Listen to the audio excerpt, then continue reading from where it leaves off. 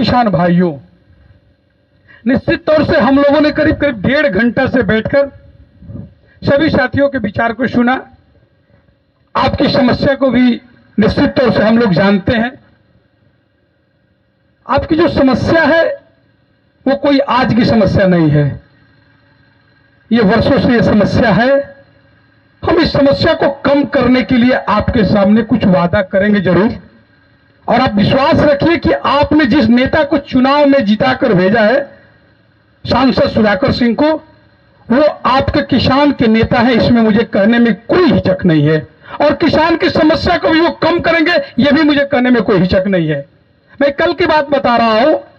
कल धनसोई कार्यक्रम के बाद Purushottampur power grid sub station और पांडेपट्टी दोनों का निरीक्षण हम लोगों ने किया। निश्चित तौर से आपकी एक समस्या है और आपके साथ सौतेला व्यवहार भी किया जाता है।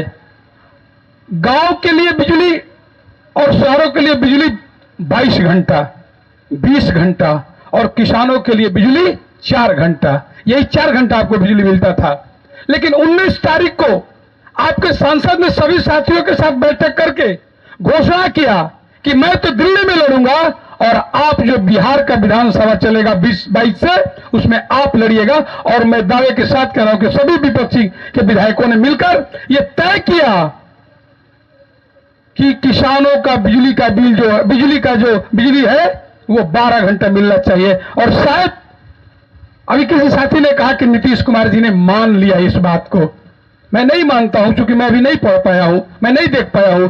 अगर आपको 10 घंटा बिजली आज से मिल रहा है तो ये मान के चलिए कि आपके विधायक, आपके सांसद, आपके विपक्षी पार्टियों का दबाव के कारण आपको 12 घंटा बिजली मिल रहा है। यानी अन्यथा नीतीश कुमार को ये कहीं कतई बर्दाश्त नहीं हो रहा है कि किसानों को बिजली बस 10 घंटा दिया जाए।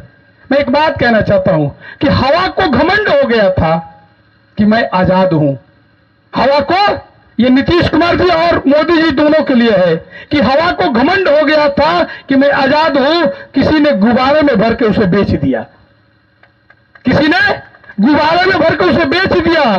तो नीतीश कुमार जी को भी घमंड है कि मैं सुशासन बाबू हूं, और मोदी जी को भी घमंड है कि मैं आरएसएस और भाजपा और अपने पूंजीपति साथियों के साथ बैठकर दिल्ली में राज करूंगा। लेकिन आप ही किसान भाइयों ने, आप ही लोगों ने मिलकर 24 में उन्हें दोनों पैर से लंगड़ा बना दिया है। इतना आपकी कम बहादुरी है क्या? नीतीश कुमार जी को भी और मोदी जी को भी।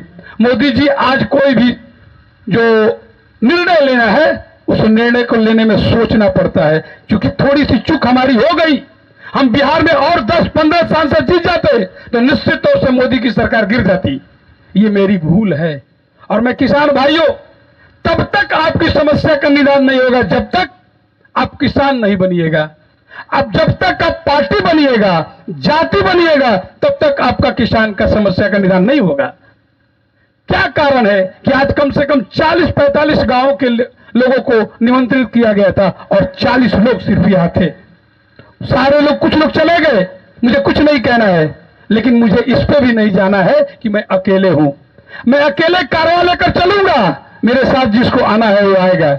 तो आप किसान हैं, आप अन्नदाता हैं, आपकी समस्या के लिए हम लोग आपके साथ हैं, लेकिन आपको भी सोचना पड़ेगा, आपको एकजुट होकर रहना पड़ेगा, अन्यथा आपकी समस्या को कोई सुनने वाला नहीं है। इसी तरह दोनों सरकार निर्दयी सरकार है। एक किसानों के ऊपर ट्रक चलाती है, दूसरा किसानों को अगर बिजली मांगते हैं तो उनको जेल में बंद कर देती है, अगर वो अपने मांग को लेकर जाते हैं तो उन पर लाठी बरसाती है। इसलिए दोनों सरकार जो है ये किसानों के लिए ये बिल्कुल निर्दयी सरकार है। इसलिए अगर आप अपनी समस्या को चाहते हैं कि हमारी समस्या निदान हो जाए तो आपको दोनों सरकार को बदलना होगा। 24 में तो थोड़ी सी हमारी चूक हो गई, लेकिन 25 में आने वाले किसान भाइयों से मैं अनुरोध करूंगा कि आप अपने मन लायक विधायक चुनिएगा, जो जाए और विधानसभा में आपकी अपनी समस्या को उठाए। ऐसा विधायक मत चुनिएगा जो सिर्फ पटना में रहे और बक्सर में रहे, क्योंकि ये आप मालिक हैं। आप ही के वोट से कोई सांसद बनता है, कोई विधायक बनता है, और जो सांसद बनता है, जो विधायक बनता है, वही आपके लिए कानून बनाता है।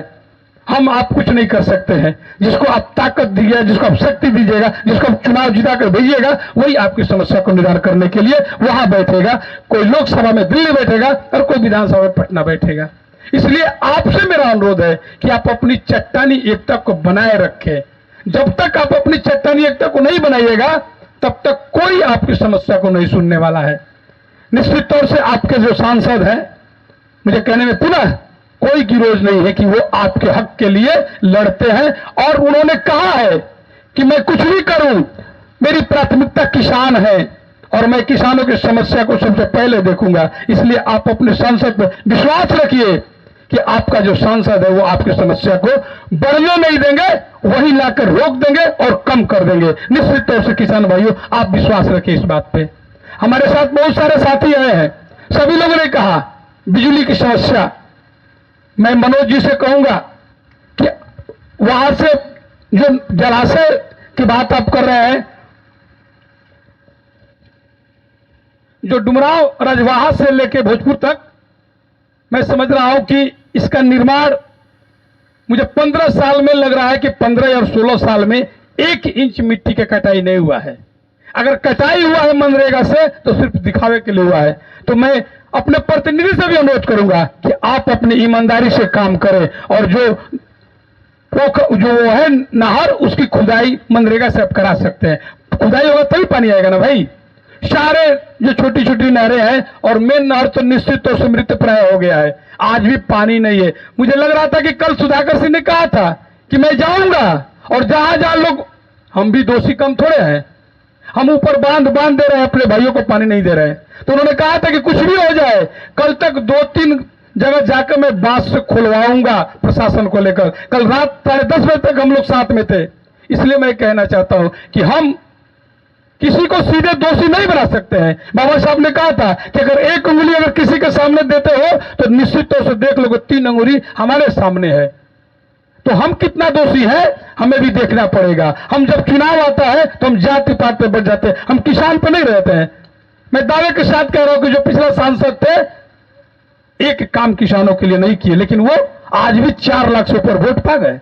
कैसे वोट पा गए? हम जाति में बट गए, हम पार्टी में बट गए। किसान अगर जिस दिन किसान रहेगा, कोई समस्या उसका नहीं रुकने वाला है। सारी समस्या को हल मजबूरन करना पड़ता है। लोकतंत्र है भाई, ये राजतंत्र नहीं है। लोकतंत्र में लोक मालिक होते हैं और तंत्र जो आप चला रहे हैं वो हमारे लिए आप चलाइएगा। तो लोकतंत्र में आप मालिक हैं, कोई नेता मालिक नहीं होता है। उसको आप चुन कर भेजते हैं, वो आप मालिक हैं। इसलिए मैं आपको पुनः मैं कहना चाहता हूं कि आपकी जो भी समस्या हो, मनोज जी आप अपने पैड पे लिख कर दे, किसान महासभा के पैड पे, उस समस्या को निदान करने के लिए हम लोग पहल करेंगे। जय भीम, जय भारत, जय किसान।